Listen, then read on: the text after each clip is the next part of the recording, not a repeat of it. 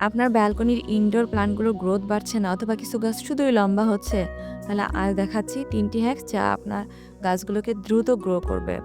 Number ১, আপনি গাছকে অবশ্যই উজ্জ্বল আলোতে কিন্তু ইনডাইরেক্ট সানলাইটে রাখবেন। কারণ একেবারেই লো লাইটে গাছ দ্রুত বাড়ে না, আবার কড়া রোদেও গাছগুলো ভালো হয় না। তো এক্ষেত্রে আপনি কড়া রোদ কমানোর জন্য আপনি পর্দা ব্যবহার করতে পারেন। নাম্বার ২, ১৫ থেকে ২০ দিন অন্তর, অন্তর আপনি ঘরোয়া খাবার দিতে পারেন। এটা ১ সপ্তাহেও দিতে পারেন। যেমন চাল, ডাল ধোয়া পানি, চায়ের পাতা, তারপরে কলার খোসা ভেজানো পানি এগুলো দিতে পারেন। আপনার নতুন পাতা গজাবে।